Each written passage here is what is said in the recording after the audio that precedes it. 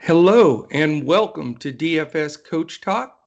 I am Joe Sarvati, affectionately known as Coach, and today is Sunday, February 28th, 2021, last day of February, and we get ready for March and March Madness, MLB, and of course NBA, where we start into the second half. So I really appreciate everybody taking the time on this Sunday to join me for this NBA DFS breakdown of the slate.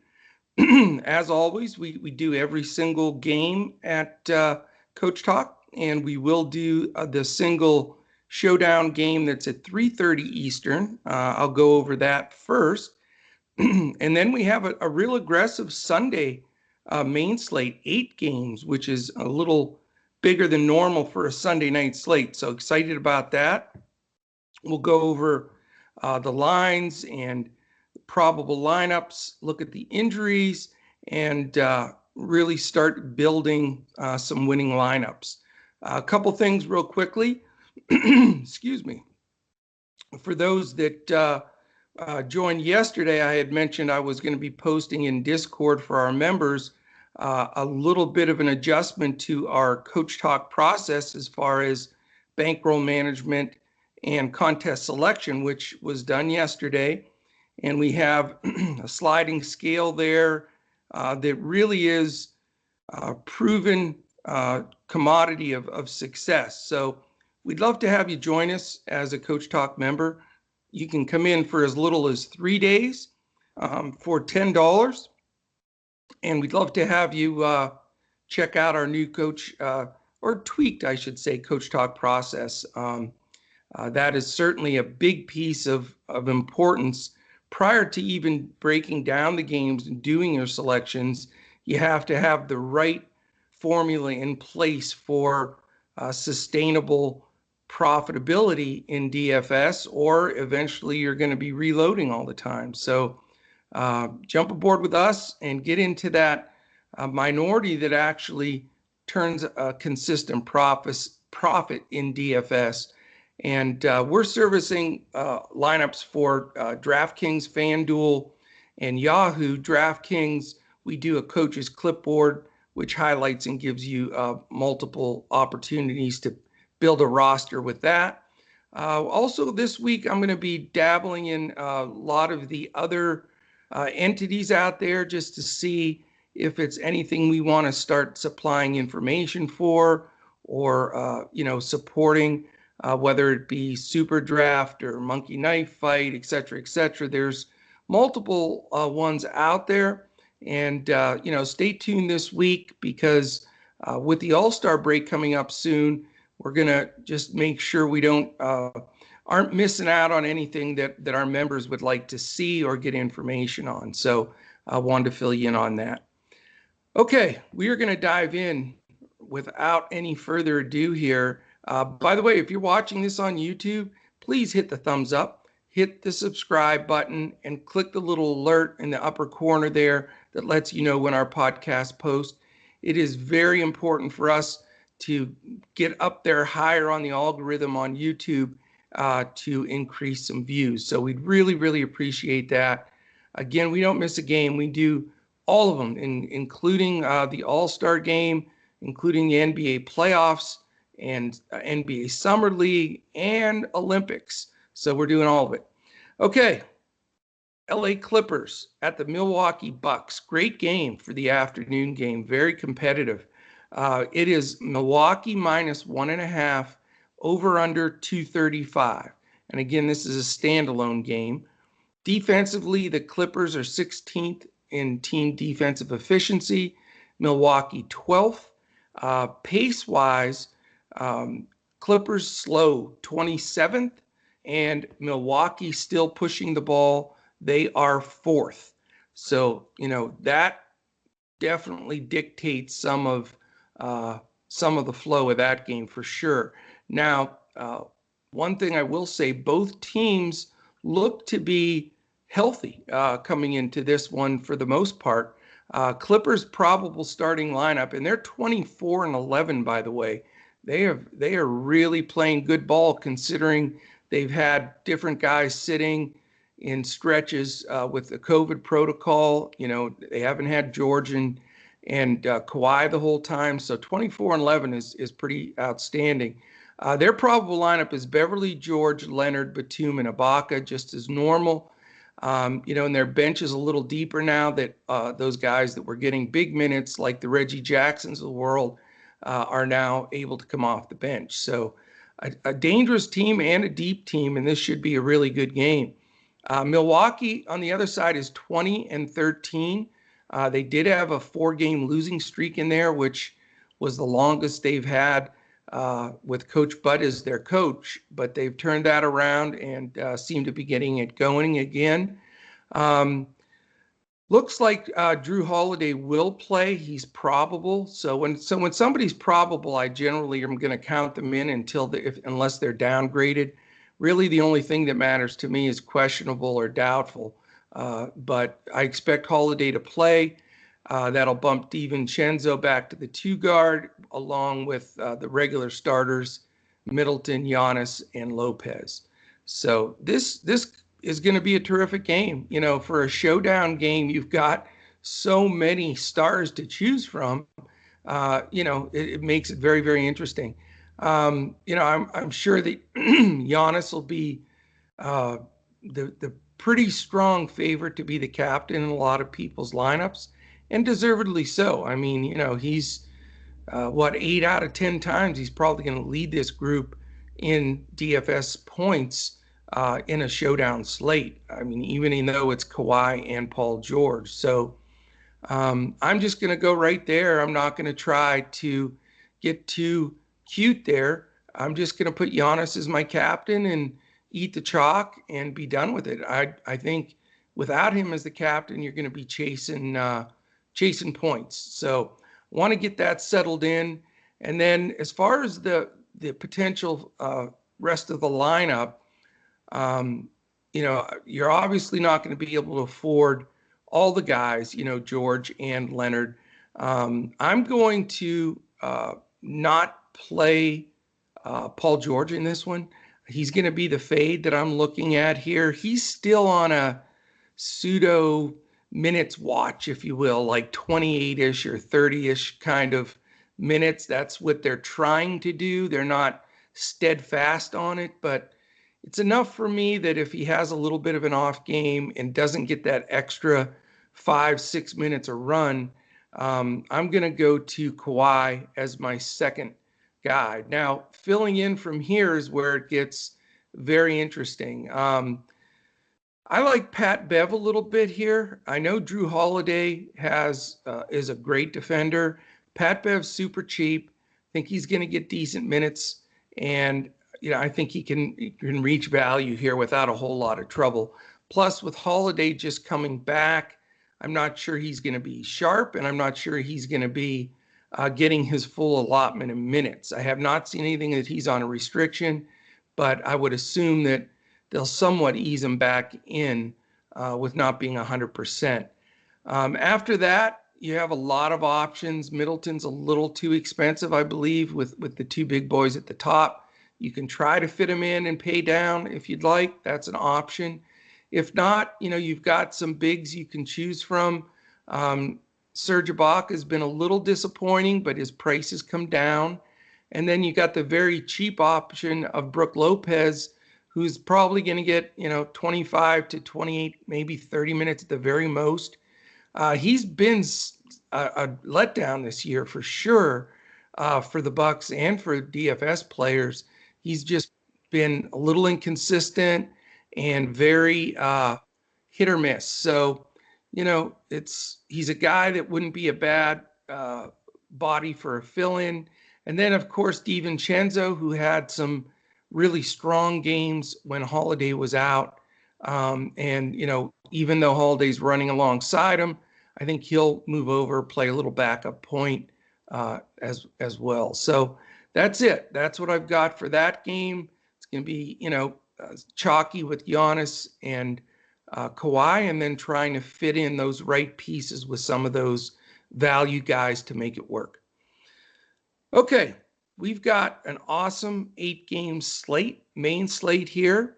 The first game is very interesting, and there's a couple games on here that I really, really like, and I'm going to be stacking 2-3 guys from those games. So you'll notice as I'm going through several of these, I'm not, I'll go over all the information, but I may not have direct plays because I'm going to be saving some spots for a couple of particular games. So let's lay it all out there for you. Again, my goal with these podcasts is that they give you a lot of information.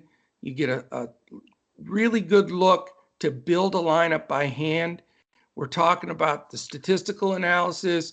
We're talking about defensive ratings, pace, injury report, rotations, matchups, everything that can give you a good blueprint to put your lineup together. And then the second piece of that is following the news throughout the day. That's very important. And then, of course, the most important thing of all is being with us in our Discord that last 30 minutes before lock, where we'll weigh all of this information and lock in our lineups for the night. And, there is a staggering of games tonight, which was different than last night. We've got some games at 7, 8, 9, and all the way back to a 10 o'clock late game. So again, very important in this day and age with COVID and everything going on that you keep an eye on our Discord throughout the evening. A lot of times when I'm setting up these initial lineups, and even, when I put my final lineup in before the first lock, I will put a spot or two that is in a position to be able to swap out with somebody in a late game. And I try not to corner myself so I get stuck anywhere, of course, but I will put some options in when there's other late games that I can switch guys to. And strategically, I think that's a big part of being successful in, DFS in 2021 in the NBA, because that is a big piece of what's going on. So again, lean on us here at Coach Talk to do all of that work for you. We will keep you informed throughout the day and throughout the card, in our Discord with all that information. Plus, we have the best community that's out there. They really do a tremendous job letting everybody else know, what's going on. Plus, I want to give a quick shout out to my man Leonidas.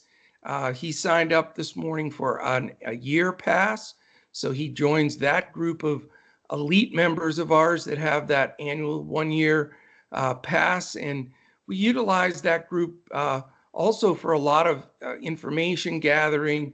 We get their opinions. We want to see what they're looking for, and we're trying to get better every day here, learn, improve, tweak, add, whatever it takes to give our members the very best advantage that we can give them. So big shout out to my man Leonidas, and let's hit some Yahoo tournaments here. All right, we go to this Washington-Boston game. Boston is a 6.5-point favorite. 231.5 is the total. You have Washington with the 27th ranked defense, not good. Boston is 15th.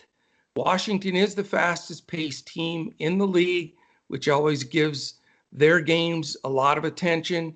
Boston, however, is only 23rd, not pushing the ball, looking really to get some good half-court defense and then some good half-court sets.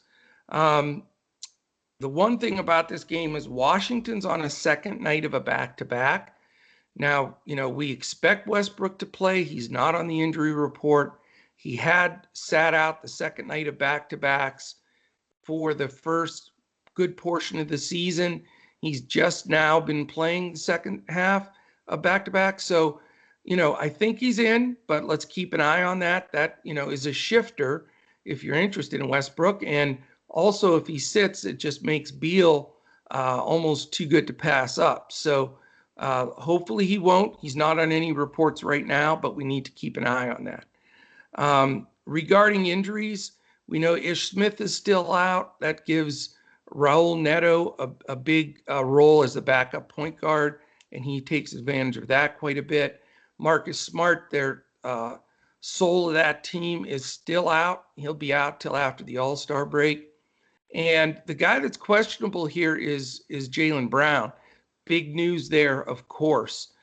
With Brown out, that massive usage will filter to some of the other guys, specifically Kemba Walker and Jason Tatum. So, with Kemba starting to step up the last week or so, it is becoming a somewhat of a share there. It was almost all the usage, it was crazy, was going to just Tatum and Brown. With Kemba stepping back up, he is getting a nice chunk of that. So it does make the Boston guys at their prices, especially for Brown and Tatum, a little bit tougher to roster. Walker's still priced fairly. And if Brown sits, I think, you first look at Tatum as a serious consideration and look at Kemba as well. Not interested in the Boston bigs, really Tice Thompson. Robert Williams is starting to get it done, man. Some switch turned with him in the last couple of weeks. He's just skying and blocking shots. I think he is their center of the future.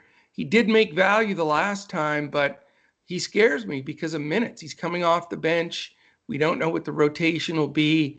Washington has a tendency to go small. Wagner's not a very big center. If they don't bring Len in and Lopez and play Hachimura at center, that they may just, play the real bigs for Boston off the court and end up just going with either Tice or Thompson at the big. They've even gone with Tatum a few times at the 5, as crazy as that sounds, and then he brings the ball up, so it makes it even tougher for matchups. So that's where I am on the Boston side. On the Washington side, again, we need the news for sure. Westbrook's playing terrific ball. He is playing motivated ball. I don't know, though, on a back-to-back if he gets full run, and that at his price is a bit of a concern. If Jaylen Brown sits, I like Bradley Beal a lot more because he's going to get Brown defense if Brown does play, and I do really respect his level of defense. So combination of things we need to see before we really push buttons in that game. Really, the rest of the rotation, I have no interest. It's very confusing with Neto coming in and Garrison Matthews starting. Hachimura's been getting pretty good run. Definite time split at center. Just a little bit tough on a huge slate like this with 8 good games to look at any of those guys. All right, the second game on the main slate is the Chicago Bulls at 15-17 at the Toronto Raptors at 17-17, which, considering they were 2-9 and struggling to get to 17-17, is pretty amazing. Toronto's a 4.5-point home favorite if you consider Tampa home. It's a 227.5 total, which is actually the third highest on the slate. You've got defensive rating for Chicago 18th. Toronto is 9th. Pace of play, Chicago 6th. They look to push it. Toronto 14, but they have been picking up the pace of late. Remaining out for Chicago for quite some time now is Markkanen and Porter, 2 guys that seem to be hurt constantly. They remain out. And the big news for Toronto is Siakam will be out until after the All-Star break. And it does shuffle the deck there because he is one of the highest usage players and one of the guys that's not a point guard that has the ball in his hands more than any other players in the NBA. Lots of clear outs and lots of time offensively spent on Siakam. So where does that go and how does it match up here? Chicago's backcourt has not played well defensively. Their DRPM numbers are poor. Immediately brings both Lowry and Van Vliet into play. It's always a tough call which one is in the best spot. And generally one will have a huge game and the other one will just have an okay game. Not often will they both really smash or both crash. So, it becomes very important to determine which way you want to go on that. In this particular game, I'm leaning a little more towards Lowry. I think he's a tougher matchup for Kobe. Kobe is still very thin, he's not strong, let's put it that way. And Lowry can be a bull and really force his way to the hoop. And I just think that's going to be a little bit tougher matchup. Levine's not a great defender by any stretch, but he's long and lanky. And Van Vliet being a smaller guy, I think that could just bother him a little bit. Not that it's going to shut him down, but to give the edge to Lowry slightly there. With Siakam out, Norman Powell has been getting more run and more usage, but his price has come way up, so I'm a little concerned there. Anunoby's not bad. I mean, he'll get you points in all different areas.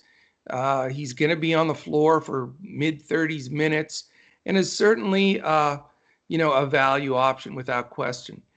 Chris Boucher is the million-dollar question for everybody. Nobody ever knows, is the guy going to play decent minutes? Is he going to break the slate? I mean, it's one extreme to the other with him. I don't know. His price is high now. It's floated. It was way up. It floated way down. Now it's going back up again. Baines did get a decent run last time out, but Boucher can get points in bunches so fast, a block and 3 rebounds before you can blink. And so he's got to be in at least consideration here. On the Chicago side, I'm not going to pay up for the big price Levine here, although I really like, how can you not like Levine? He's been arguably top 3 guards in the entire league this first half of the season. Unstoppable at times, but I do like Toronto's backcourt defense. I think, with Boucher getting a little more run protecting the rim, I'm just not going to quite push the button on Levine. Same thing with White with the Toronto defense. A couple of value guys that generally can squeeze in and get you to 5X. Garrett Temple and Patrick Williams. Williams has even had a couple of smash games, 8X, so he's in play. Wendell Carter Jr., since he returned, has been really good. He really has. Now, he's had some better matchups, against teams without good centers or without really any centers if you look at Houston. And so I'm probably not going to go there, but I'm keeping an eye on him as he has continued to improve since he's returned. All right, we moved from the 7 o'clock 2 games now to a group of 4 8 p.m. Eastern games. First one being the New York Knicks at 17-17 and Detroit at 9-24, which sounds terrible, but they are playing better. New York is a 1-point favorite. The total is only 212.5 here. So big giant siren there. It is by far the smallest total on the board by a lot. And it is New York, the 3rd best defensive team, Detroit 17th and getting scrappier and better. And here's the real thorn in the whole balloon here, if you will. Knicks dead last in pace, Detroit 25th. We also, on top of that, have the Knicks on the second night of a back-to-back. So a lot of things there not to like and a lot of reasons why to pass this game. And I guarantee you I will not be paying up for the big dogs here. I just don't think they're getting enough possessions to other than maybe just scrape by on value. Injury-wise, by the way, Elfrid Payton is still doubtful. So Derrick Rose, I'm sure, will get another start. We know that Mitch Robb is still out, which Nerlens Noel has continued to be a decent play, especially on FanDuel, where he's a power forward. So he remains in play. And then we know DeLon Wright is still out. He'll be out till after the All-Star break for Detroit. So a couple of things here. We can look at the rotation for the Knicks. Looks like off the bat, it's Rose, Bullock, Barrett, Randall, and Noel. And for Detroit, it's Smith, Ellington, Bay, Grant, and Plumlee. All right, couple things here. I think, Plumlee's had some huge games this year and is playing, I think, better than anybody expected, except the GM from Detroit who paid him the big bucks. So he's playing well and is in play. Jeremy Grant has been just fantastic. I mean, I can't remember when he hasn't gotten to 5X at least.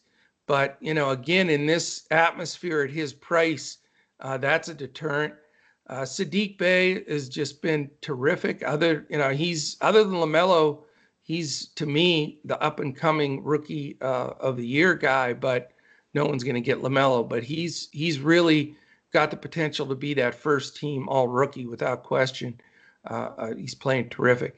Not interested in the whole guard rotation deal with Smith, and I really like Lee off the bench, but Saban Lee looks great.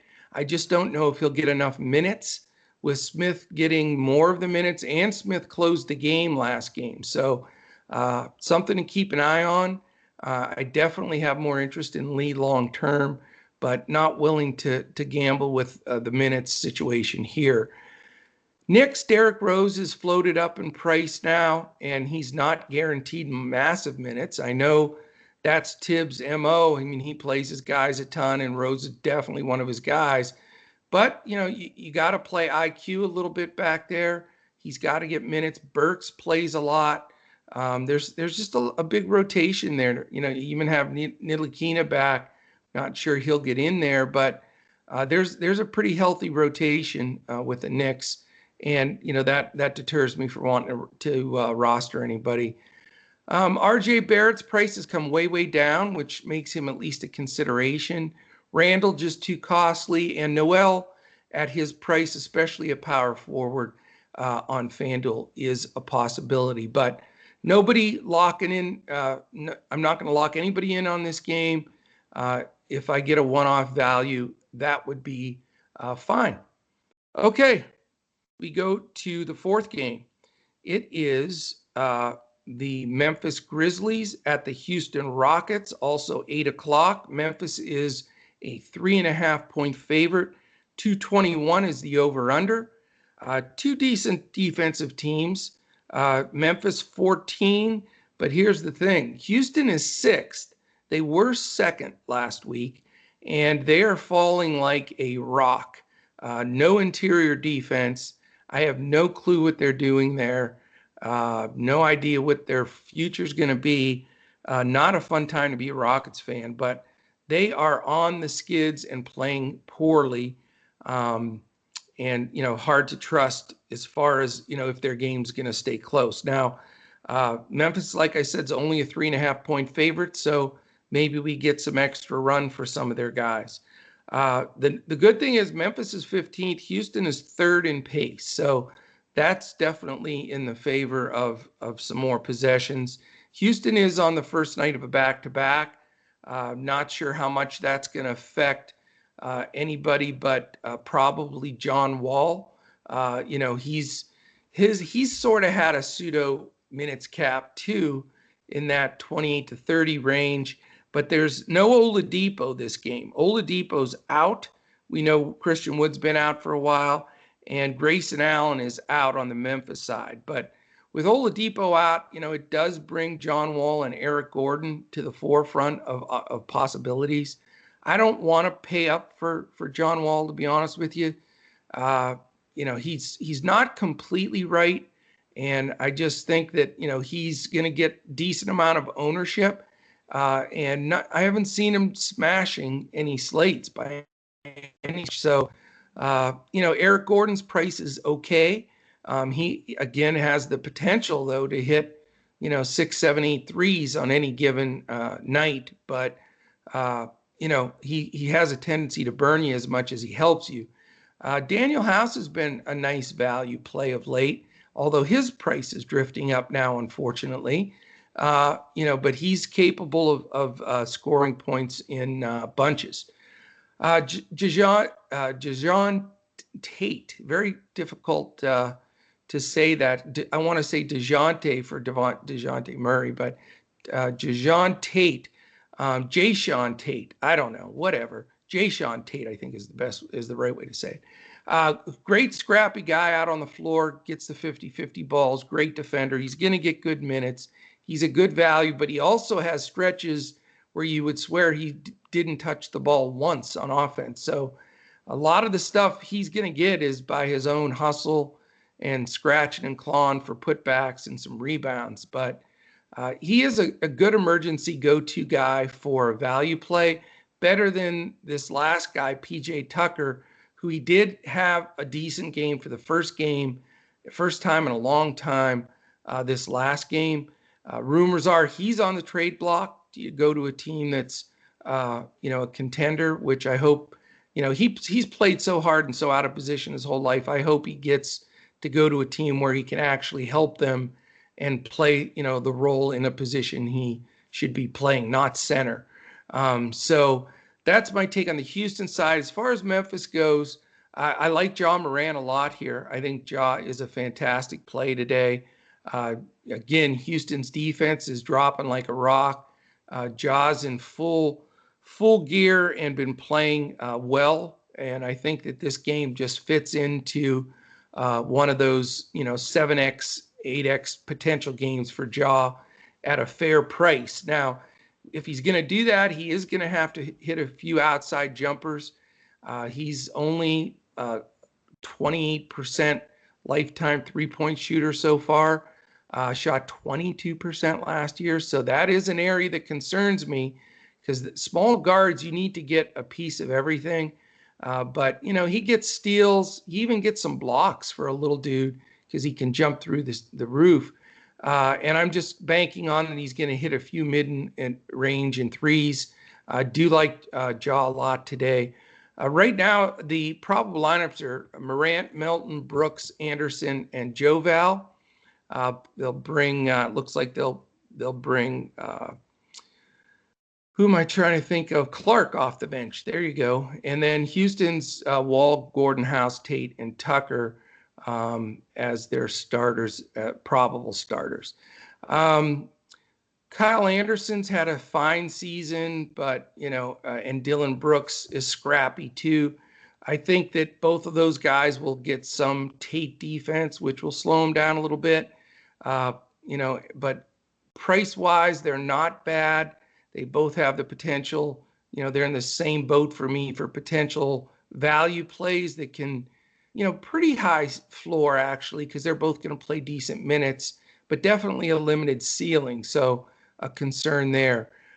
Joval has to be a high consideration here. He's one of my top 3 centers on the slate just because Houston has just been getting killed by big men, including, I alluded to earlier, a couple games back with Wendell Carter Jr., who had his best career game against them. He may have had something crazy like a triple-double or something. If it's something jogs my brain. I know he had a great game, not a triple-double, I don't think, but he was up there. And that has been the pattern since they cut Cousins and have had Christian Wood hurt. So Joval, high consideration, fair enough price that I think he's got to be a real serious consideration to make your roster today. All right, that is halfway through the main slate. It leaves us 4 games to go. A couple of real quick pieces of information. Here at DFS Coach Talk, we do 7-day-a-week podcasts throughout the week in front of the paywall for the NBA. So catch those. We post around lunchtime during the week and late morning on Saturday and Sunday. We'll also be launching our Major League Baseball package. We crushed MLB last year. We have some announcements coming up with that. That the first spring training games are today, believe it or not. So February baseball, you got to love it. But that'll motor on here and really start up in a couple of weeks. So you want to join us at Coach Talk for that as well. Also, we've been on a real hot streak. Looks like it may continue. Fingers crossed. No jinxing. I got to knock on wood, but looks like our golf lineups for this week are doing great going into the final round today. We've won 4 weeks in a row, hopefully making it 5 weeks here. So join us. We do a Tuesday podcast, and then we post our lineups Wednesday night for the Thursday tournament. So you definitely want to catch that. Again, when you jump in with us, it's all about the process, allocating that bankroll properly, definitely selecting the right contests. And I'm almost to half of our members now, not quite, but I like to have a one-on-one meeting, and it's optional, obviously, but it's included in your membership. I love to just, go head to head with each of our members and talk about all of those things, talk about strategy, what, really geared to what they're looking for and what our ideas here are at Coach Talk, so that we get on the same page. And it's been great. So, a lot of hands-on, and regardless of our size, that's what I'm going to do. I mean, I'm a coach at heart. That's why I wanted to really do Coach Talk, was to, help people to move into that 13%, which win consistently in DFS, and get out of that 87% that consistently reload, for multiple reasons. So definitely love to have you come in. We do have our best offer of the season going. If any day you join from now on forward, in the next couple of months, and you want to take the sooner you join, the bigger advantage it is. If you go to betus.com.pa, sign up with the promo code Coach Talk, all one word, no space, you automatically get a free membership with Coach Talk from now, the day you sign up, all the way until June 1. So, I mean, you can't beat it. And then the $149 you deposit in BetUS, you use to bet on games, prop plays, whatever you want.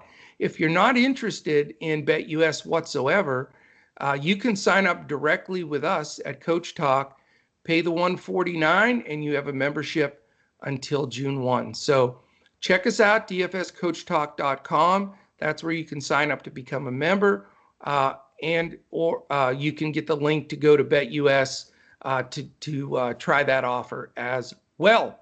Okay, I think I say as well a lot. I maybe have to keep score on those and try to cut back on the as well. The one that always gets me is people that say at the end of the day, like 15 times in a conversation. Not that I'm saying anything about anybody else. It just, that bugs me. Okay.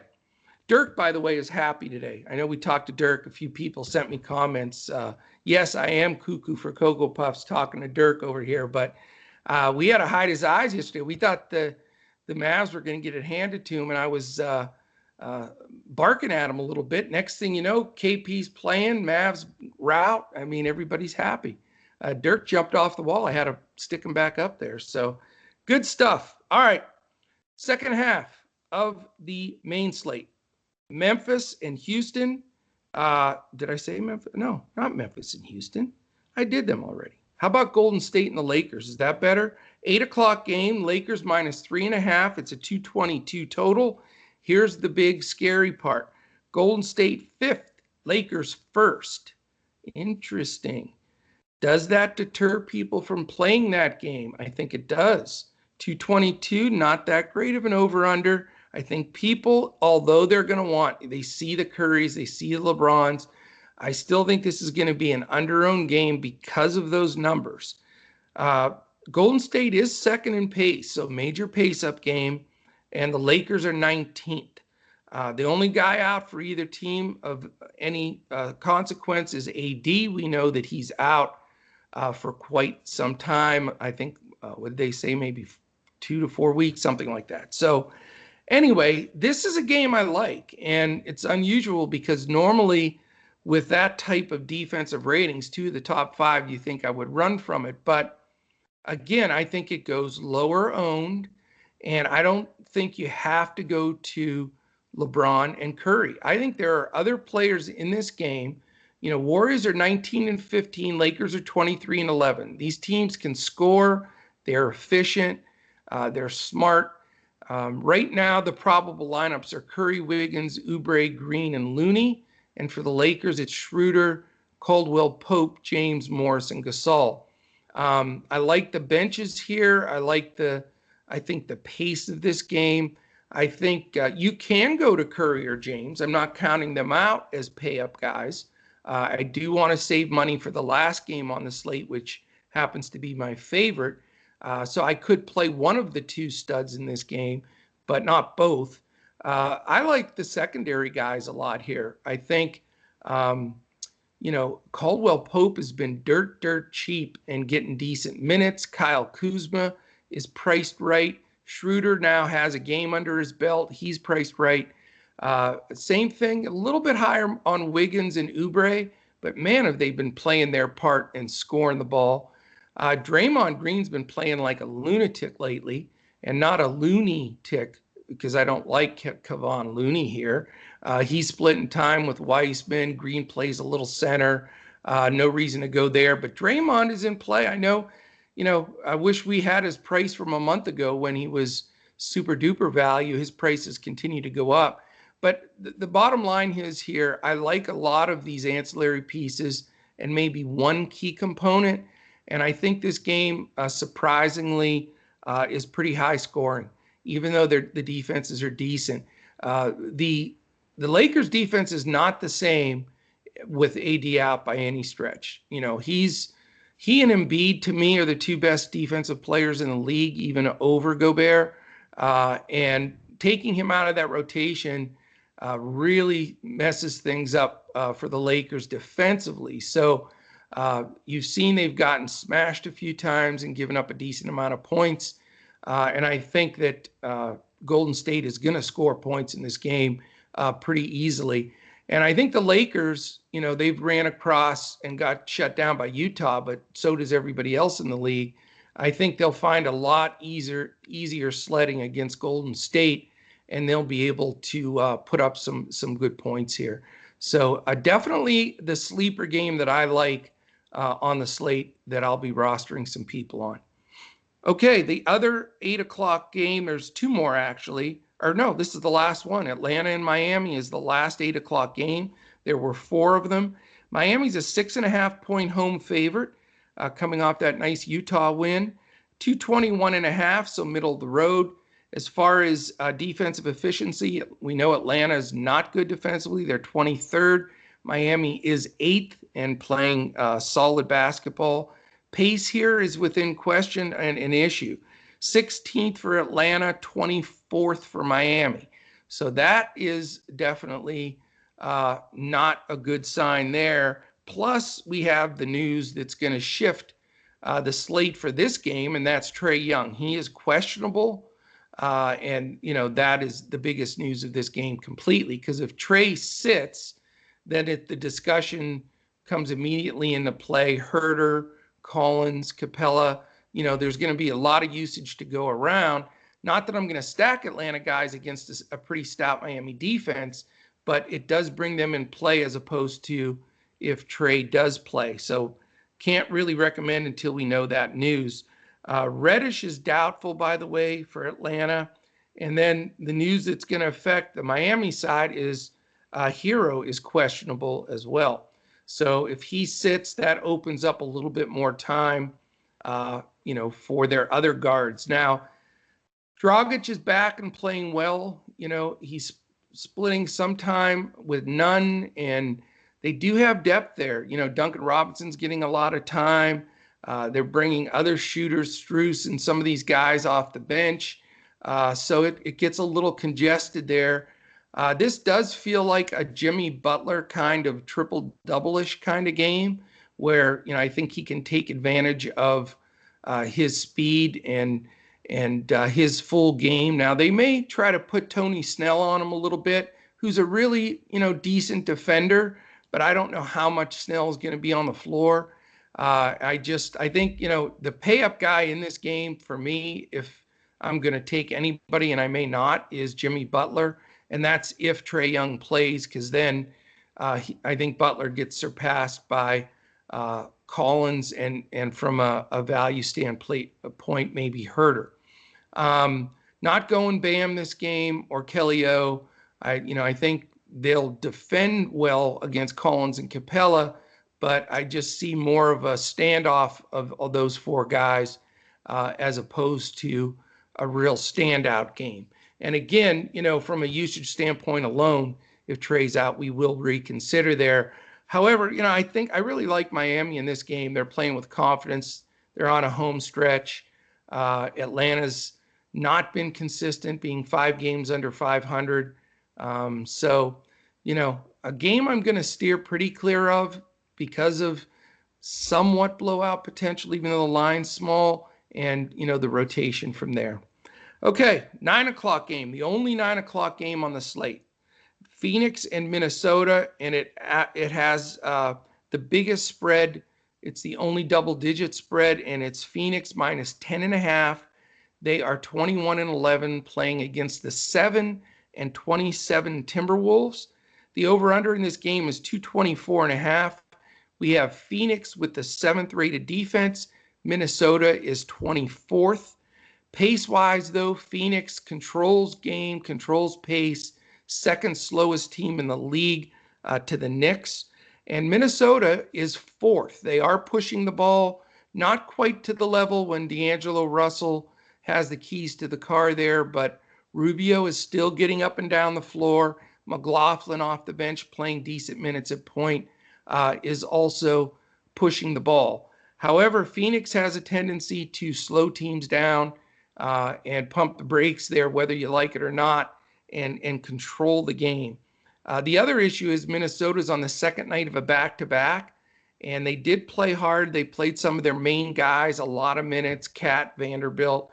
I had V8 last night. He was really good, man. I like that young kid. But this is a tough matchup against Crowder and some of the tough defenders for Phoenix. Sarge might play as well, and he'd bang around. Vanderbilt is a thin guy, but very athletic. Sarge is questionable. We know Beasley and Russell are out for some time for Minnesota, which pumps up some of their other guys. So on the Phoenix side, we've got the same dilemma we always have, this sharing of the ball with Paul Booker and Ayton. And now, you can get some good contribution from their bench. Bridges is always a decent value play that can go off against, poor defensive Minnesota team. This game, though, really screams to pass because I think it could blow out. And Minnesota on the second night of a back-to-back, I can't see them beating the daylights out of the minutes for any of their guys. Anthony Edwards takes a lot of bad shots. He's not rosterable to me because just a lot of empty stats. And I know he's a high flyer and he's fun to watch as far as his athletic ability. But as a player, really, if I'm coaching him, I'm not thrilled. He's not a great defender. He forces a lot of shots. He doesn't seem to really play in the team flow. And with all of that, doesn't really put up good DFS numbers and has a tendency to turn the ball over. So Rubio's okay, but McLaughlin is going to share a lot of those duties, especially on a back-to-back. And then, V8's the guy that I like at his price, but this matchup, the pace of the game, just a little bit hard to go there. So this is one of my least favorite games and one that I'm not going to have a lot of attention to. All right, how about we wrap this 9-game slate, the one early and 8 main slate, up? We have the Charlotte Hornets at 15-17 against the Sacramento Kings at 13-20. Sacramento is a 1.5-point favorite, believe it or not, because Charlotte is on this long road trip. The total is 237.5. And guess what? It's the highest total. So guess what? I love this game. Not because of that. Usually I don't love the highest total game because it gets overplayed. But this just happens to be the late night game, happens to be the highest total. But it also happens to be the game I like the most. I think this could be one of those monster shootouts. Last team that has the ball wins, 130, 128 kind of games. I just see this game blowing up. Neither team plays good defense at all. Charlotte's down to 21 and sinking. Sacramento's dead last. You've got a very probably close contested game here with that big number. And their pace is great, 13th and 9th respectively. They get up and down the floor. Charlotte is on the first night of a back-to-back, but they've been in Sacramento a night. They're rested. They have a lot of young players. That does not scare me at all. Injury-wise, some interest here. Sacramento, their bench is going to be a lot thinner because Whiteside and Parker, who've gotten good minutes off the bench, are out. And also one of their key players, Halliburton's out, which raises up, a Hield and Barnes and guys usage-wise, and even Fox. From the Charlotte side, Zeller is questionable, which, it's not really the biggest news anyway. I am not going to play Biyombo ever again the rest of my life. In my next 6 lives, I'm not playing Biyombo again. I'm a little sore about the last time. But he just, regardless if Zeller plays, if Biyombo plays, if they play P.J. Washington at center a portion of the time, it's not worth the hassle. Plus, Rashawn Holmes, to me, is the best defender on the Kings. So I want no part of the bigs there. Devontae Graham remains out. So here in the nutshell, here are the guys that I would like to roster. I'm going to probably have exposure of 4 here. The first 2 guys I want in are LaMelo Ball and Terry Rozier. I want to play both these guys. I'm putting them in there. De'Aaron Fox is the 3rd guy. He's a little pricey, but as you can tell, I haven't spent a ton of cash here.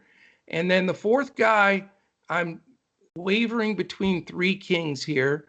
Right now, Barnes would be my number 1 guy, and then Hield and Bagley 2, 3 in that order. So I will be sitting way down the list going into this last game, hopefully mid-pack, and then have my 4 guys lead our Coach Talk team to victory. That's the way that we're going to be looking tonight. So really excited about that last game.